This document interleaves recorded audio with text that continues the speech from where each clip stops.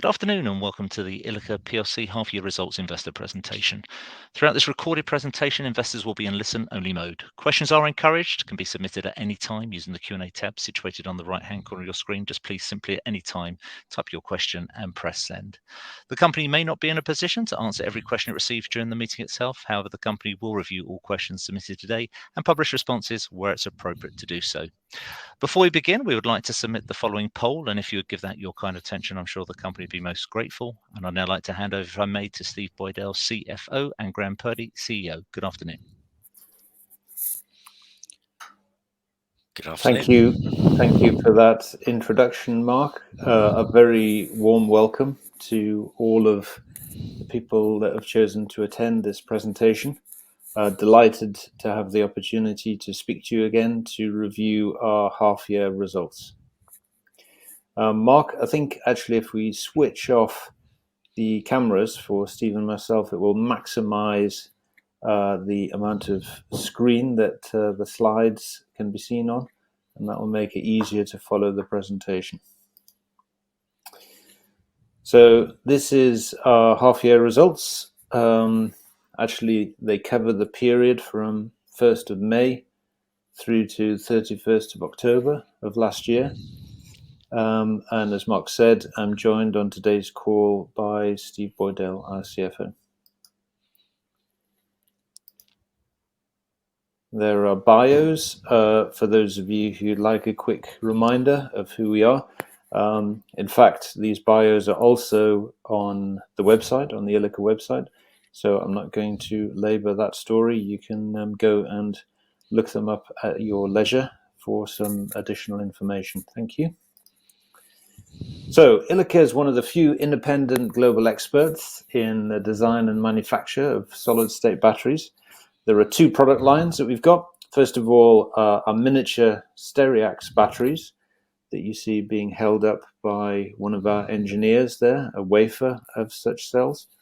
And secondly, the Goliath product line, which are larger format solid-state pouch cells that are designed for consumer appliances and also for EVs. So these are the addressable markets. First of all, medtech and industrial IoT for the Stereox product line. In their own right, quite substantial markets, but smaller than the huge markets that are addressable by Goliath. Consumer electronics being currently the biggest addressable market for lithium ion, but expected soon, certainly by 2025, to be overtaken by the market for EV batteries. So why are people interested in solid state? Well, first of all, they are ultra compact, so they occupy about half the volume of lithium ion, and that enables smaller battery pack design. You can imagine for people who are receiving miniature medical implants, this is a serious advantage. But also actually for motorists who have EVs, you can get a much more attractive design of vehicle and of course less weight to transport if you have a solid state battery pack. The other advantage is that they are tolerant of high temperature, so they operate at up to 150 degrees C compared to the 60 degree maximum for a standard lithium ion cell. And this has got advantages not only in industrial IoT, where such cells might be exposed to high operating temperatures, but also it allows you to shrink the design of a battery pack in a vehicle which otherwise would require quite substantial cooling.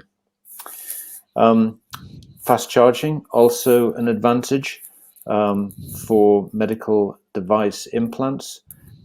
If you're a patient that needs one of these implants recharged, you don't want to spend very much time plugged into a machine for that to happen. You'd much rather that it was done rapidly. But also, of course, if you're a motorist, you want the advantage of a rapid recharge of your vehicle rather than having to stop for an extended break on a motorway while that happens. One of the things that we're increasingly asked about is how easy it is to recycle solid-state batteries, because actually it's a significant challenge for standard lithium-ion. Currently, only about 5% of standard lithium-ion cells are recycled. One of the reasons is actually it's quite a challenge to do it. They are environmentally harmful due to the toxicity of the material that the liquid electrolyte is made of. And because that electrolyte is flammable, there's of course a risk of fire. So they can't be put into a landfill or incinerated. For the oxide solid-state batteries that we make, there's no risk of explosion. They're non-flammable. And also, once you've stripped off the outer packaging, you can actually use processes that are commonly available, typically from the mining industry, to extract the metals from those materials and return them to the supply chain. So how do we make money out of this? So the model that we've got for Stereox is a very straightforward business model. We are a manufacturer. So we have a new facility that we have installed in Southampton here in the UK, which I'll talk about a bit more in a few moments, where we make cells on wafers, and then we outsource the dicing and thinning and stacking of those cells. We bring them back in for forming the batteries and then testing them before dispatching them to customers for their use. There are some companies in our portfolio of commercial interactions that have addressable markets that exceed the capacity of our fab, and that actually presents a licensing opportunity. So when we have discussions with them, there's an understanding that we will support their product development and their commercial launch, and when volumes ramp up to meet the total addressable market, that actually at that point they have the option of taking a license, which they would then use to either manufacture the cells themselves. So some of the larger IoT and medtech companies have their own integrated cell manufacturing companies right now, part of their own internal supply chain, or they can have them manufactured by an outsourced partner.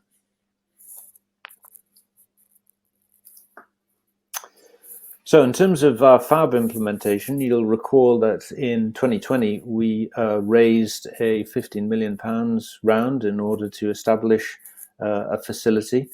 We secured a lease on the location and actually completed the design, installation and commissioning of a clean room. So that's a clean room within that facility that allows us to control humidity, temperature, and particle count within the facility to give us quality control over the wafers. Actually, back in 2020, after we'd secured the funding, we placed orders for the long lead items, the pieces of equipment that are used in order to manufacture our cells. They arrived at our facility once we had completed the clean room last year, and those bits of equipment were installed on time and on budget, despite global disruptions to the supply chain that have affected so many industries globally over the last 12 months or so. We've now commenced the qualification of our manufacturing process. And in fact, we've opened the facility with some local dignitaries in December. And many of you actually took advantage and attended our corporate open day, our capital markets day, when we had both institutional investors and private investors who came and had tours of the facility and saw it operating. During this period, we've continued with engagement of a portfolio of Stereox customers in the markets that we address. We've continued to operate our pilot line, And that's allowed us to provide samples to customers who have used that to progress their engineering programs within their companies. And as the volumes of cells that they require ramp up in the course of 2022, we'll be able to satisfy that demand as the volume of supply from our new facility, which has got about a 70-fold capacity increase relative to the existing pilot line, and then ramp up for the main markets in subsequent years. So perhaps a few moments and words on the applications that we're addressing. In medical devices, these are fascinating markets with very high growth rates. Smart orthopedics being one of the more interesting ones. So actually, at the moment, the market is met by the supply of pretty passive mechanical implants, and there is a need really to try and improve the functionality and also surgical outcomes from these devices. So in the US, there's currently about 1 million knee and hip replacements every year. And this is expected, unfortunately, to rise quite substantially by 2040, largely driven by an aging population demographic and also increasing levels of obesity, which leads to joint failure.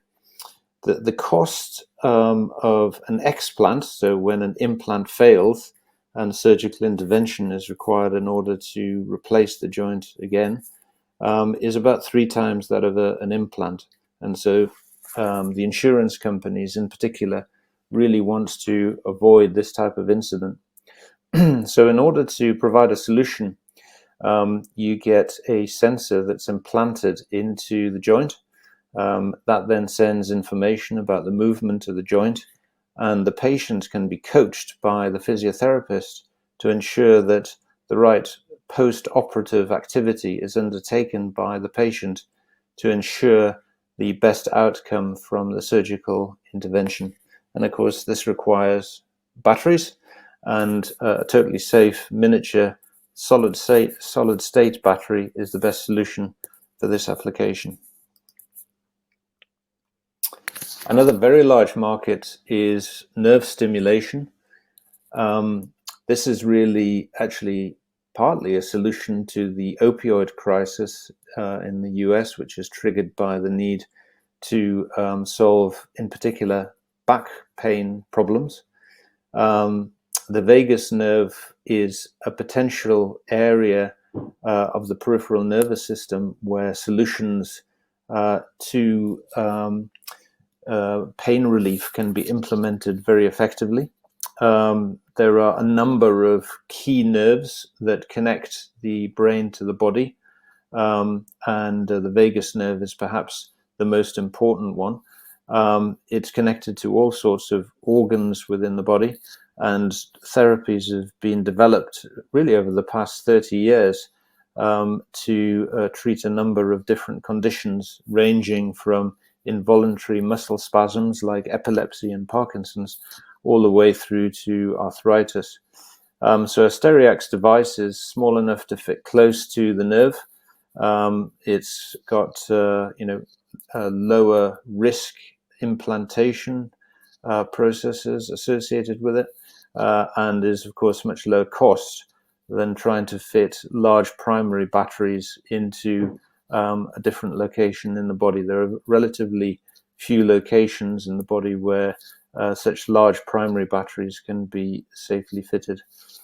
At our Capital Markets Day, we actually had videos from 4 of our partners who presented, and I'm not actually going to play these videos right now because they take about 7 minutes to run. I think it's probably a better use of our time. If you're interested, you can take the opportunity to look at these videos on our YouTube channel. But the companies are very diverse. So we've got Vitravens, which is a French technology platform company for medical devices, where they are creating the electronics together with ILIKA's Stereox cells to be able to provide an energy solution to some of these different applications. We were lucky enough to have Krishnan from NXT Stim present and talk about the usefulness of Stereox cells for his nerve stim applications. We've just come back from the NANS neurostimulation event in the US in Florida, where Krishnan was a keynote speaker, and he's a very influential player in this field. Then we also had a presentation from Blink, which is an Israeli company, actually focused on the harvesting of energy from the blink reflex for use in smart contact lenses. This is an area that's not only relevant to medical devices, but also to AR, VR deployments. And, you know, if you go to Silicon Valley and speak to some of the tech development companies there, it's a glimpse into the future, really. And these companies are developing solutions to replace computer screens, like the one I'm looking at now, with actually smart lenses, which can project an image and prevent the need for you to carry around a large screen. I know it sounds like science fiction, but actually it's a glimpse of the future. And then the fourth video was from a company called WindTAC, which is a wind turbine solution provider, Polish company. And this is one of the condition monitoring applications that we've talked about previously, where Stereox can survive the hostile conditions that you often get in infrastructure and energy generation environments. It can survive the temperatures that you get in direct sunlight. And here, of course, the idea is that you harvest energy from the vibration of the turbine blades, store it in the cell, and then use that to send data about the condition of the blade and basically predict if it's starting to crack. So let's change gear and talk a little about Goliath. Well, I don't think anybody could have failed to have noticed that the EV revolution is underway. Strong customer demand, and if anything, you know, a shortage of supply of technology to meet that demand. We've got a forecast here from Bloomberg on the bottom left, showing that solid state technology is expected to dominate the battery supply in Europe and the US in the next decade. So the light blue parts of the columns are solid state, and the purple is existing battery technology. So I think most analysts are now convinced that the benefits of solid state will in time come to dominate the market. So, of course, the reason that they're not deployed right now is that they're still in development. And here's a technology S-curve to explain what Goliath needs to do in order to become competitive for this application. So on the top right, you've got a diagram which shows the S-curve of existing technology. So that's the dark blue line. You can see that starting to max out as it enters that maximum theoretical energy density zone between 300 and 350 watt-hours per kilo, dependent on chemistry that's used.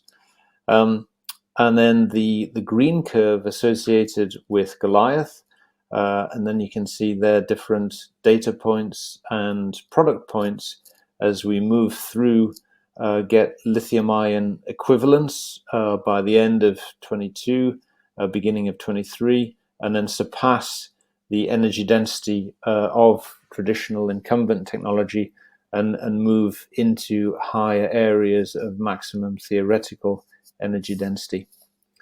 But it's not just about cell energy density, and this comes back to actually the issue that solid state can tolerate higher temperatures in the context of a pack.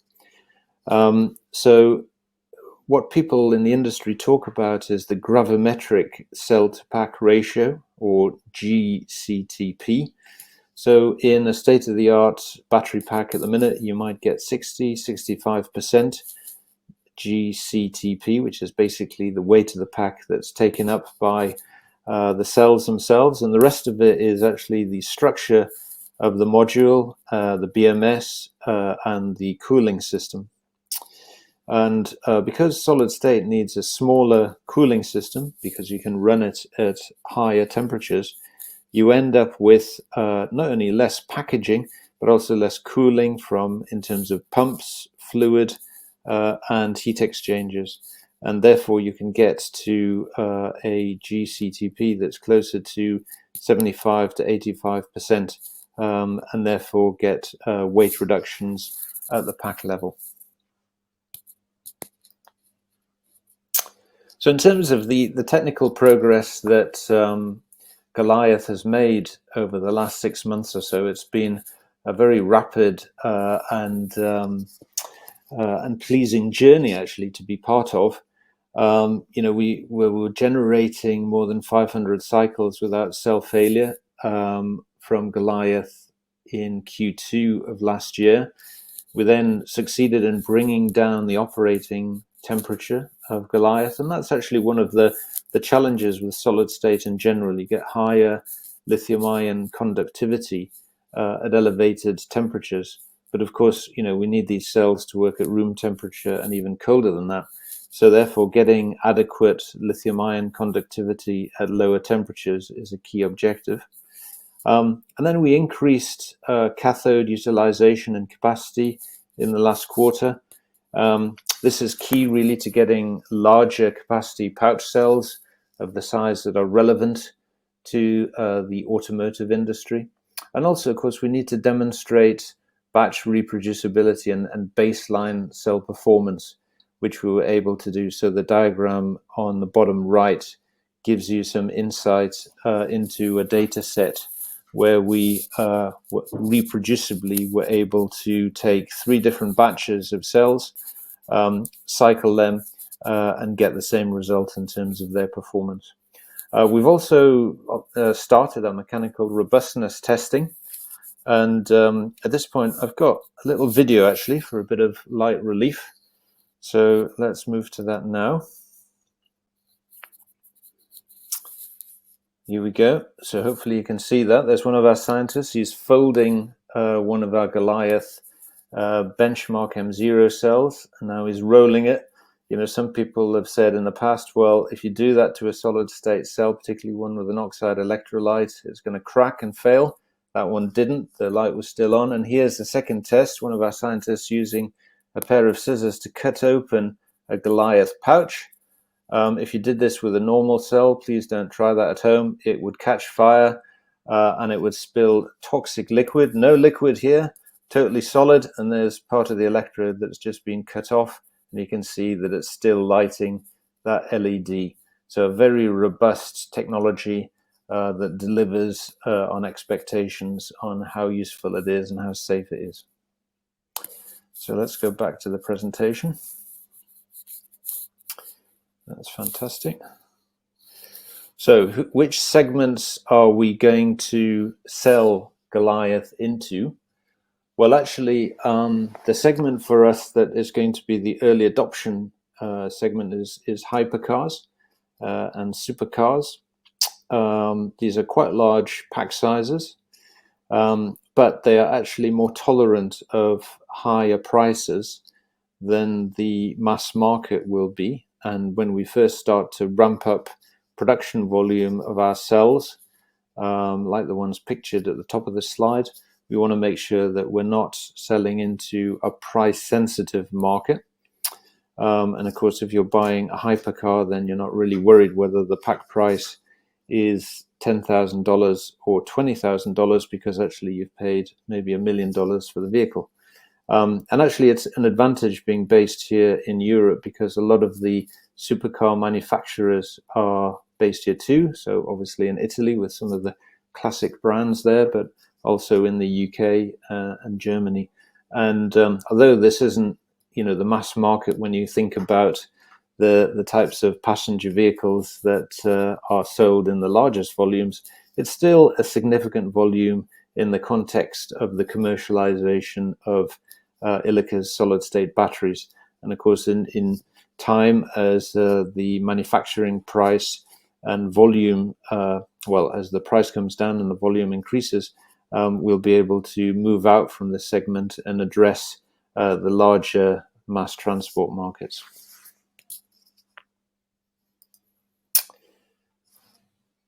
Also, actually, a slightly smaller format version of Goliath outside of automotive, which should give us our first opportunities to get to market early with the technology. It's a replacement for the 18650 format. So instead of two cylindrical cells, you have a rectangular format that's half the thickness. And this is also really for luxury products, luxury beauty products, as well as auxiliary power. In these sectors, you can expect to get actually much higher prices than automotive, even less price sensitive. And therefore, it's an attractive early rollout for our technology.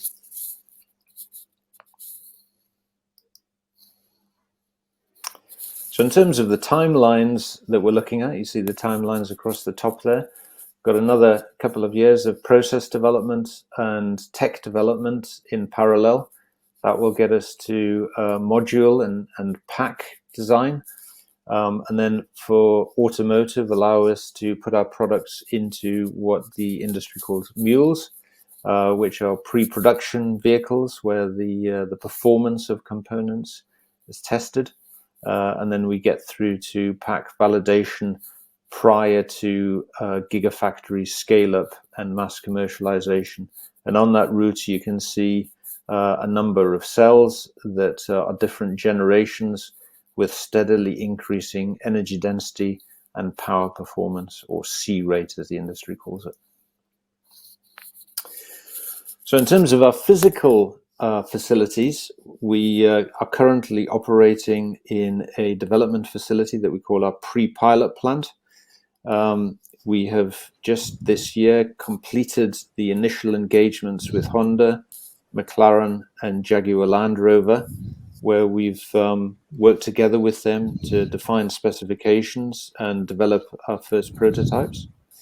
Last year, we did a successful placing for 25 million, which is in preparation for our scale up to the ILIKA pilot level that you see there, which will be on the same footprint that we currently occupy here in the UK. We're working together with Comau, which is the factory automation arm of Fiat, part of the Stellantis group. And that will also fund our development through to manufacturing readiness that you see in mid-2024, when we'll move to a mega facility similar in scale to the UK Battery Industrialization Centre, or UK BIC, with which we have a framework agreement. And that's Comau collaboration will allow us to prepare for that transition. And then beyond that, we're likely to license or form a JV for gigafactory production. So, Steve, at this point, I think I'll let you just summarize our financial results, please. Yeah, thank you, Graham. So we released this morning our half-year results for the period to 31st of October 2021. They're exactly in line with the trading update that we put out back in November, particularly on these three key lines. So turnover was down relative to the same period last year. That's because last year's included a full period of grant revenues associated with the three initial R&D programs that we had. Those have now completed. There's a bit of a gap in funding. We're anticipating additional funding to be further from the Faraday battery challenge later this calendar year, but that's the rationale for that reduction relative to last year. That turnover or grant reduction has resulted in a widened EBITDA loss, but we have also incurred some increased operational costs as we've been commissioning the Stereox facility, and we've also been intensifying our Goliath development effort on the back of the fundraise that we completed in July that gave us the certainty to press ahead with that. The fundraise obviously bolstered the cash balance. So at the period end, it was just under 28 million relative to 12.4 million for the prior period. On the next slide, I've just outlined the summary of that raise. There was an institutional placing of about 18 million. Then there was an open offer, which I know a number of you may well have participated in, as well as the retail offer, which supplemented that, such that after fees we raised just under 24 million. Now, the specified uses for those funds were 10 million to accelerate the Goliath development. That's primarily by bringing on more staff to accelerate that development, but it's also 5 million has been earmarked for the increase in the Goliath pre-pilot facility, so to make that tenfold increase in productivity. The other development in the period is that we've upgraded from the pink sheets, which is basically a sort of relatively unregulated market in the US, which was not within our control, to an OTC QX best market, where we actually control the listing. We're able to issue RNSs in the US at the same time as they're released to the market in the UK. And we've done that because we had an increasing interest from the US. And actually, US retail shareholders now make up just over 15% of our register. There was a clamour from them. We were getting a lot of direct requests for how to trade in our shares, and this OTC QX best market allows them to trade on most of the online dealing platforms in the US, and they can trade in US dollars and in US working hours. So that's helped improve the liquidity of our stock over the last few months. I'll pass you back to Graham to summarise. Thank you, Steve. So I think from what you've heard, in summary, we're strongly positioned to progress the scale-up of Stereox technology through this Fab implementation, complete the process and product qualification, and commence commercial sales later on this calendar year, which will be in our next financial year, given that it starts on the 1st of May. And the Goliath story is more about technology advancement, and also actually the partnerships that we've started to create and will mature through these defined technical milestones. And of course, both of these technology platforms position us for significant revenue growth opportunities going forward. Thank you. That's great. Graham, Steve, thank you very much indeed for updating investors this afternoon. Ladies and gentlemen, please do continue to submit your questions using the Q&A tab situated on the right-hand corner of your screen. But just while the company take a few moments to review those questions submitted already, I'd like to remind you that a recording of this presentation, along with a copy of the slides and the published Q&A, can be accessed after this meeting via your investor dashboard. Graham, Steve, we did receive a number of questions throughout today's presentation, and I think there are a number of common themes within the questions that have been submitted during the live event. So what I propose to do is maybe just ask you a few of these pre-submitted questions, and then ask if you would be so kind as to look at the live Q&A. One of the questions that we received ahead of today's event is, if ILIKA 3D prints its batteries, couldn't it scale up at a lot less cost and money? Maybe you could just give a little bit of colour on that. Yeah, thank you. Yeah, 3D printing is actually a really useful technology, and is used very broadly actually by a number of industries.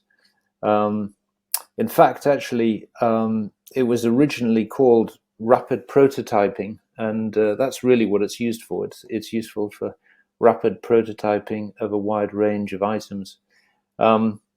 So it's generally used for evaluating early product designs or carrying out short production runs rather than for mass production. So I think most analysts would wonder if 3D printed batteries could really be manufactured at an affordable price. Yeah, thank you.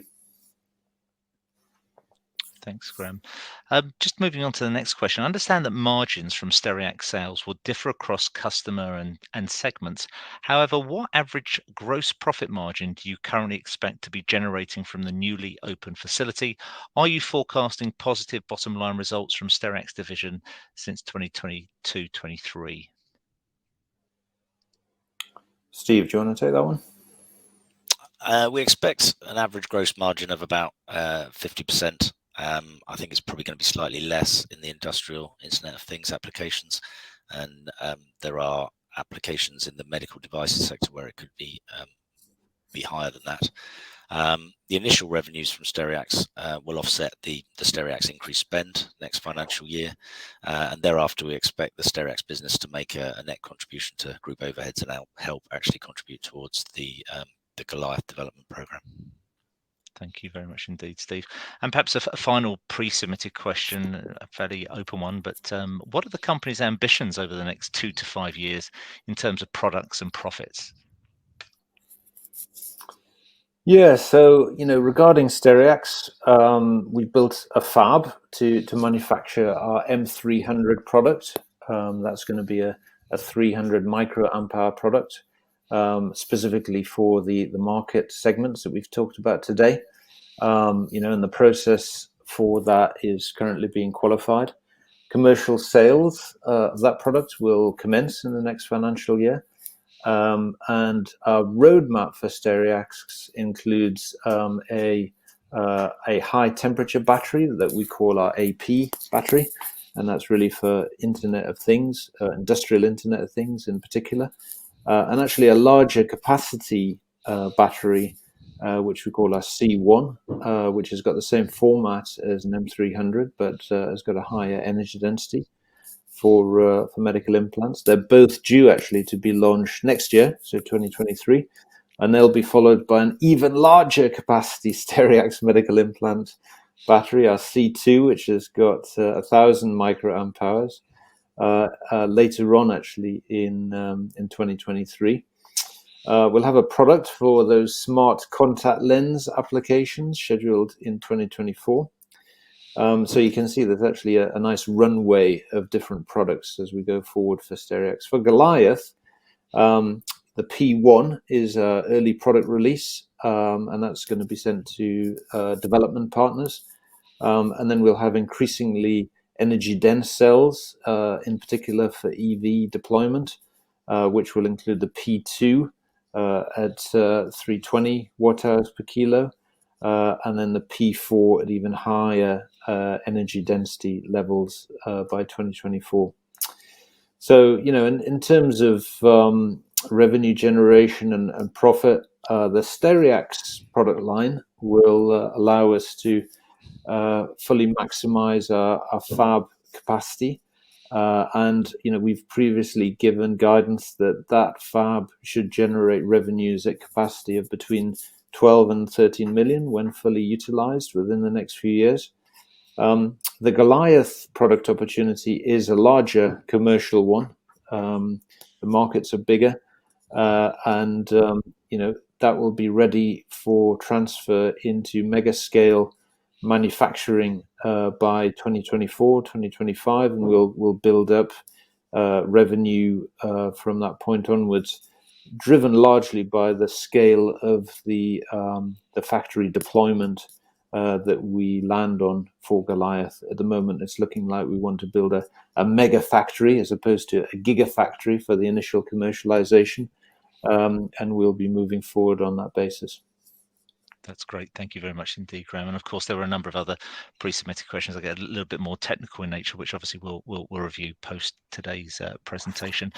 You have received a considerable number of questions throughout today's meeting, and perhaps if I may, Graham and Steve, if I could just ask you to open up that Q&A tab and then just read through perhaps ones where we haven't touched on or perhaps areas of interest, and then I'll pick up from you towards the end.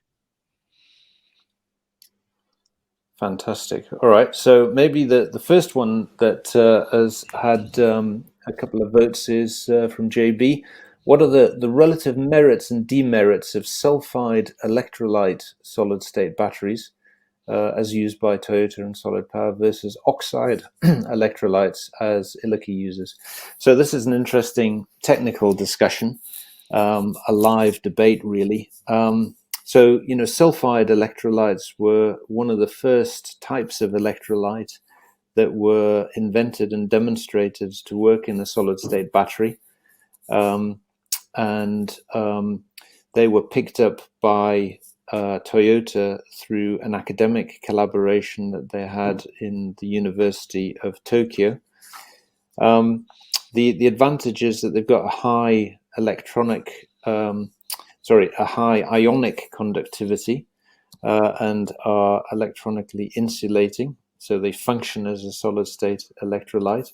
They're also quite malleable, so it means that you can get a reasonable contact between the positive and negative electrodes when you make the cell, and of course that reduces the transfer resistance of the lithium ions as they move backwards and forwards through the cell.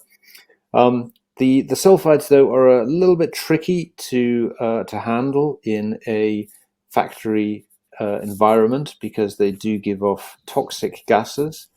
So hydrogen sulfide and SO2, and those gases need to be managed at very low levels, otherwise they pose a risk to the workforce.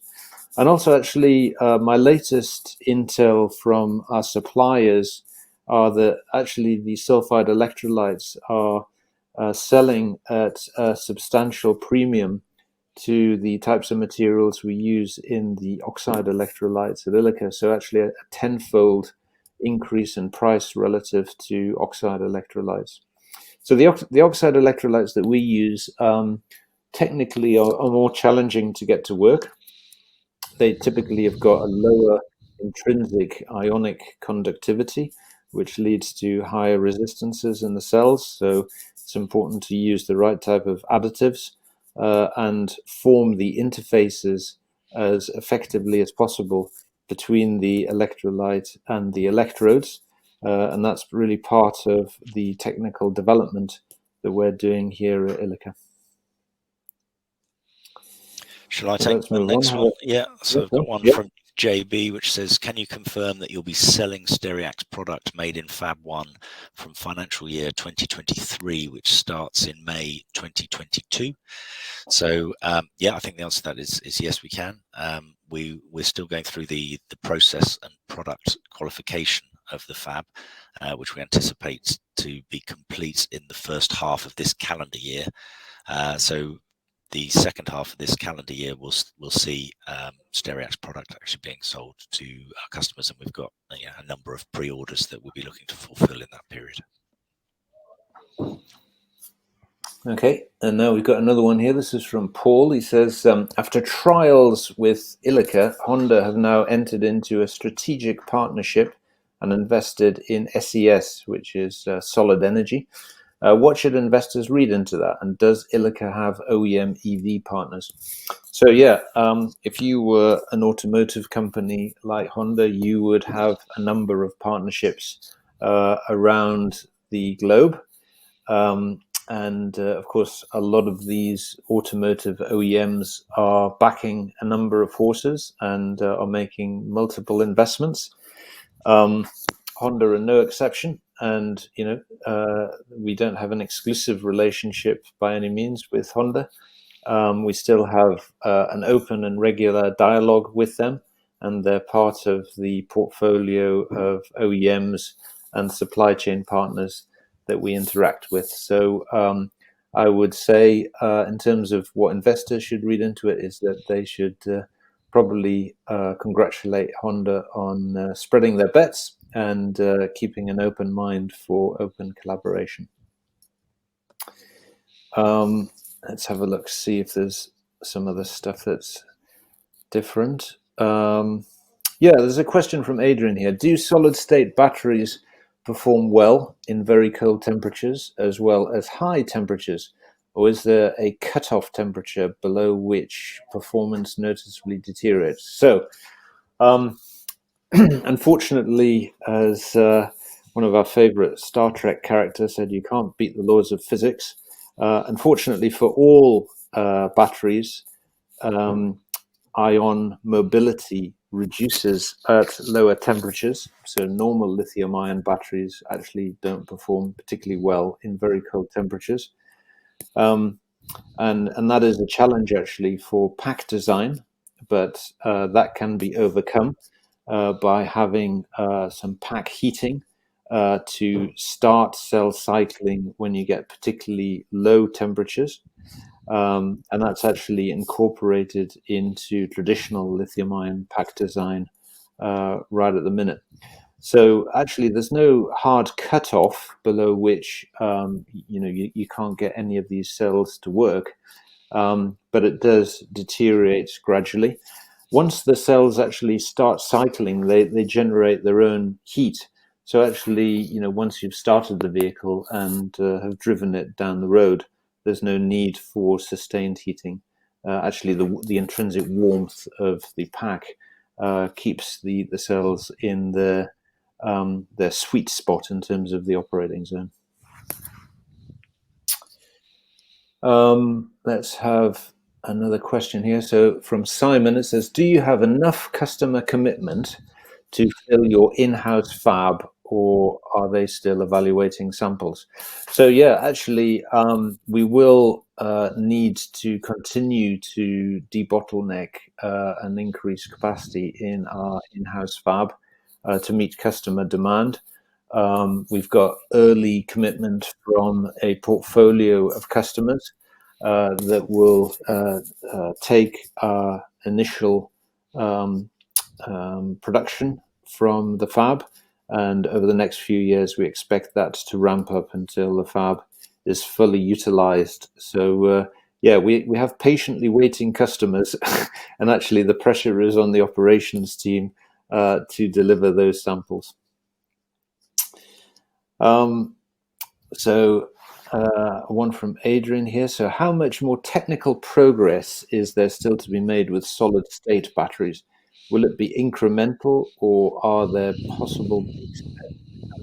So I think, with Goliath in particular, this is a classic technology S-curve where, the incumbent technology is still, in practical terms, performing better than the solid state next generation cells that are being developed, not only by ILIKA, but actually, by our competitors as well. And you're going to get that parity point, which most people expect next year, when actually the advantages of solid state can be combined with higher energy density, and then you will get an improved outcome. I think, the theoretical justification for that is very clear. The initial data that's coming out of prototypes is also extremely encouraging. So I don't think there are any big breakthroughs that are waiting to happen. It's more of a case of the classic Japanese continuous improvement that comes from Kaizen and the relentless pursuit of excellence in order to deliver those outcomes. So got a question from Christopher here. So what yields are you achieving on the Stereox line? So, on our pilot line, we were regularly seeing yields in the order of 85 to 90%. With the Stereox manufacturing line, we're still qualifying the process, as we were discussing earlier. So we are lower than that at present. And that's really the objective of carrying out that process optimization to make sure that we've got commercially competitive yields that are, in the 90s and above. So another one from Christopher. Have you continued to see improvements in the performance of Goliath cells? And are you still on track for a commercial device? So yeah, I think, as we've gone through the presentation, we've demonstrated some of the improvements that we've seen in 2021. We're continuing to see that actually in this year. We've got a very steep S-curve to climb, and we are definitely still on track for that commercial device. So here's another one from Adrian, actually, some quite good ones from Adrian today. So besides lithium, what other metals and minerals are commonly used in solid state batteries? So, actually they often use fairly well understood cathodes. So for the automotive industry, the cathode of choice is NMC, which is lithium, nickel, manganese, cobalt oxide. So, there's always a lot of discussion in the industry about the price of cobalt in particular and the ethics of cobalt mining. That's just as important for solid state cells. There are other different types of cathodes that can be used, like NCA, LFP. The big attraction for LFP is that actually there's plenty of iron in the world. So LFP stands for lithium iron phosphate. It's a relatively inexpensive, albeit lower energy density solution, which has been heavily commercialized in China. And perhaps can be used increasingly in the mass market. Even Tesla actually have talked about using LFP-based chemistries.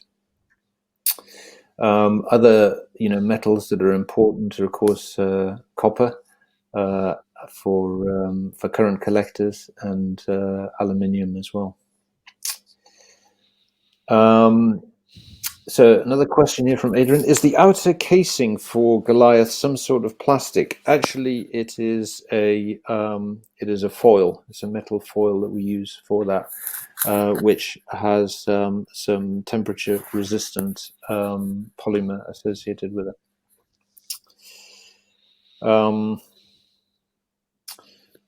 So let's have a look. From Malcolm, you state that Goliath is now capable of operating at room temperature, but my car was sitting at -5. Yeah, mine too. Actually, I had to scrape the frost off the windscreen this morning. How will you cope with this? Yeah, so the way that actually you generally do this is that you warm the battery pack for starting. There are technologies that already exist for that, and then once the battery pack starts to cycle, you can deal with those lower environmental temperatures.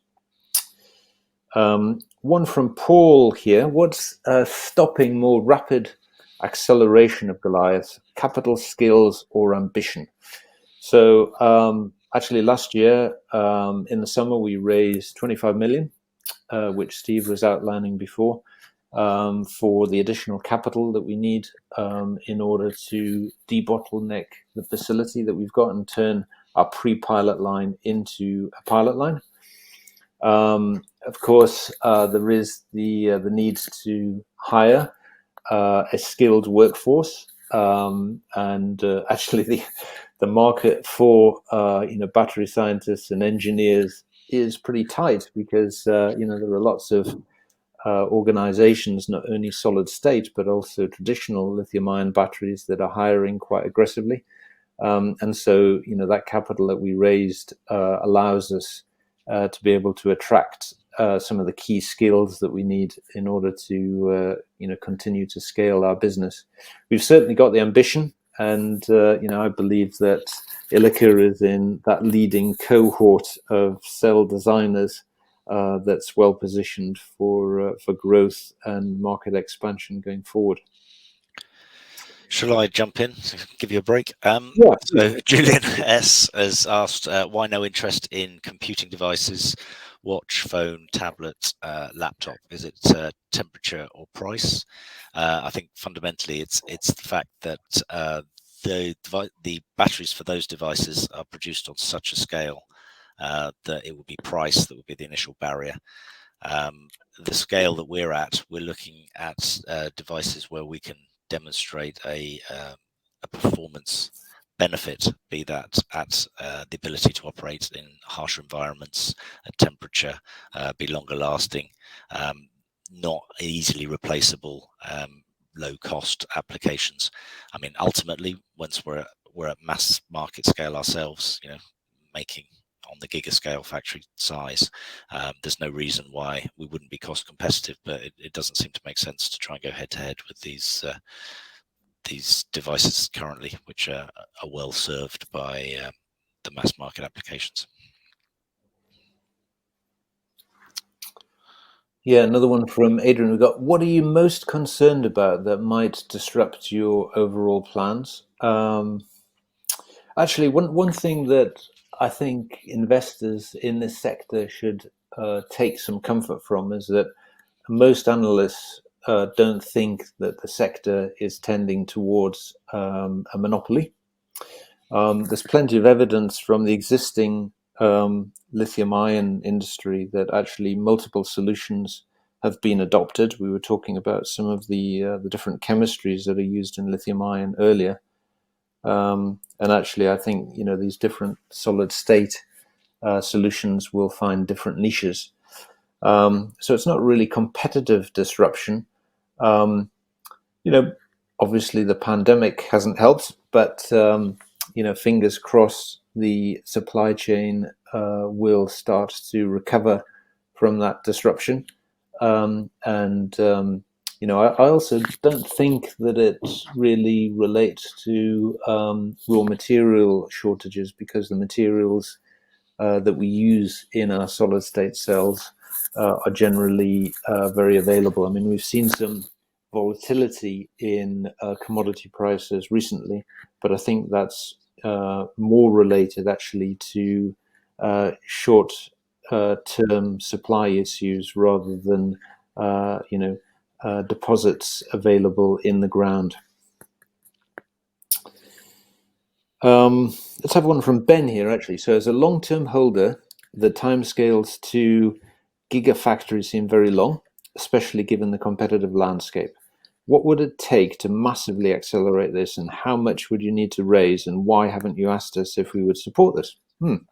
Okay, so actually, when you compare our timescales to gigafactories, I think when you put our plans alongside other organizations, they appear just as aggressive, and I think that they are they're pretty sensible and rational plans. What would it take to do it ourselves? Well, my rule of thumb is that for every gigawatt hour per year of capacity, you need to invest about 500 million US. So that is quite a substantial sum. I know that some of our competitors have raised capital to that effect, but I don't think that actually it would give our shareholders the best return on capital to build our own gigafactories. And actually, I'd much rather manage the risk of that large-scale manufacturing implementation by forming a JV with a manufacturing partner that would allow us to deploy our technology and contribute it as an in-kind contribution to the JV. And I believe that would be actually the best outcome for ILIKA's investors. Question from Mike. How confident are you of achieving the forecast increases in Goliath kilowatt hours per kilo?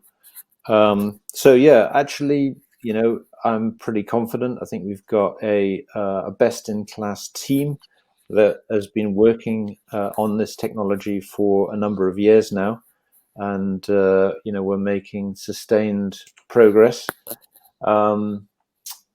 I think that there is always a bit of a technology risk with new solutions like this, but we are in as good a position as anybody out there to come up with the solution that the industry needs. There are a few questions lower down that are talking about competition. I think there's a theme a bit lower down. Maybe we should address some of those. I just think so. One from Douglas K. How competitive is the solid state battery market? I think we'd have to look at the Stereox product and the Goliath product in different ways. There's not actually that much competition for our Stereox cells. There's a couple of US-based companies that are a relatively modest scale that are sort of competing in that market in solid-state battery sense.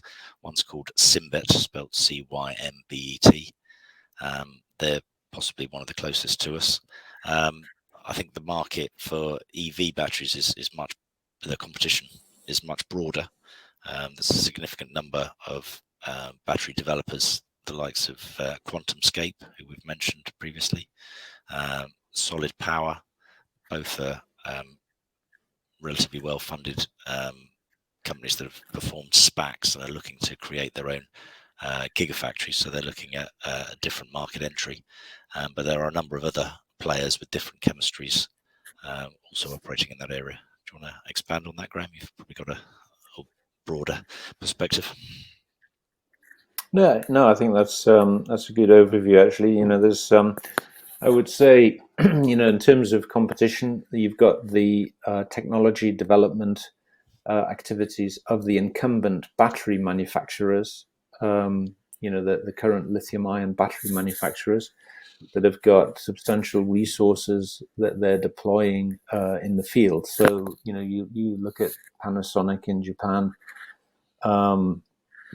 In Korea, you would include SK, LG, and Samsung in that. And then in China, of course, the big companies like CATL and BYD. So, those big companies don't really have a need to publicize what they're doing because, they're not really trying to attract investors. They've got their own free cash flow that they're deploying in R&D. So sometimes it's a bit tricky to follow exactly what they're doing unless you look closely at the patent literature. And then, of course, you've got the technology developers like Steve was just listing. A lot of them are in the US, but also some in Asia as well. I think I would probably include Prologium in that stable. And, you've got to make sure you're in that leading cohort and innovating in a competitive manner to attract customers and investors. But yeah, I think that ILIKA is well positioned within that competitive landscape. There's a question from Douglas K about how sensitive are our financial assumptions to the changing prices of the various elements of the products. This is something that's been raised a couple of times today, or actually in other investor meetings. From the Stereox side, the bill of materials of the elements is modest compared to the actual processing costs. So the increasing lithium price there has little impact on our offering. I think clearly it's going to make more of an impact on the Goliath cells when they come to market, given the bill of materials there represents about 85% of the total cost of the battery. So we will be exposed in the same way as all other battery developers will be to increasing raw material prices. Graham, Steve, I might just jump in, just mindful of every question that you seem to answer. There's another one or two that follows it quite shortly afterwards. And obviously just mindful of time as well. And you've been pretty generous so far. We can make all these questions available to post to the meeting. So if there's anything perhaps that flags up that you'd like to give an additional response, we can publish those to the investors on the call post that. I don't know if you'd want to have a quick final scan through and maybe pick up a question to wrap up with, and then what I'd like to do is just ask you for a few closing comments, and then I'll redirect investors to give you their feedback, if I may. Fantastic. Well, why don't we take the one that's had the most votes? Actually, JB's right at the top there. Will you be licensing Stereox IP to your larger clients in coming years? So yeah, the answer is definitely yes. that's really our business model for Stereox, is that we aim to fill the facility that we've currently got. And, there are customers within the current portfolio that we are speaking to who have an addressable market which is, by their own estimates, larger than the entire capacity of our fab. And what we will be doing is saying to them, once we've supported their development and initial commercialization activities, you can take a license and you can either build your own facility or use a third-party fab and manufacture under license from ourselves. So that's a key part of our growth strategy. It's perfect. Thank you very much indeed, Graham and Steve, for updating investors today. Look, I will shortly redirect investors to give you their thoughts, expectations, and their feedback. But I guess before doing so, Graham, if I could ask you for a few closing comments just to wrap up with, and then I'll redirect investors. Yeah, I'd like to thank everybody actually who's taken the time to participate in today's broadcast, and especially those that have gone to the effort of submitting questions. It's been a very lively and well-informed Q&A session. I think Steve and I have really enjoyed participating in that, and I look forward to interacting with you all in the future. Thank you. That's great, Graham, Steve. Thank you very much indeed for updating investors this afternoon. Could I please ask investors not to close this session, as we'll now automatically redirect you in order that you can provide feedback so the management team can really better understand your thoughts and expectations. It may take a few moments to complete, but I'm sure will be greatly valued by the company. On behalf of the management team of ILIKA PLC, we'd like to thank you for attending this evening's presentation. And good afternoon, or should I say good evening, to you all.